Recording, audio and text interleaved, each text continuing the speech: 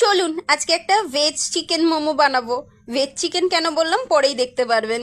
তো এই যে এখানে নিয়ে নিয়েছি বাঁধাকপি, ক্যাপসিকাম আর পেঁয়াজ কুচি, সঙ্গে ময়দাটা মেখে নিচ্ছি। নিয়ে নিলাম কাপ মেপে ময়দা, একটুখানি সাদা তেল আর জল দিয়ে ভালো করে ডোটাকে মেখে নেবো। একদম ভালো করে ডোটাকে মাখতে হবে। মেখে দিয়ে কিছুক্ষণের জন্য রেস্টে রেখে দেবো। তারপরে আমি পুরটা বানাতে চলে আসবো। এখানে কড়াইয়ে দিয়ে দিলাম সাদা তেল, তারপরে পেঁয়াজ কুচি, তারপরে চিকেনের কিমা দিয়ে একটুখানি ভেজে নিয়ে ভেজিটেবলগুলো দিয়ে দিলাম।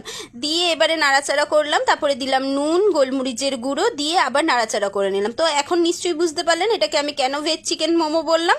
তো এখন আমি ডোটাকে থেকে একটু একটু করে লেচি কেটে নিয়ে একটা সিম্পল ডেকোরেশন মানে ডিজাইন দেওয়ার চেষ্টা করলাম, কেননা আমি ভালোভাবে মোমোর ডিজাইন দিতে পারি না। তো এটাও বেশ সুন্দরই ডিজাইনটা।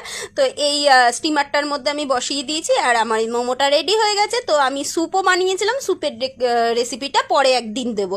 তা আপনারাও বানিয়ে দেখবেন।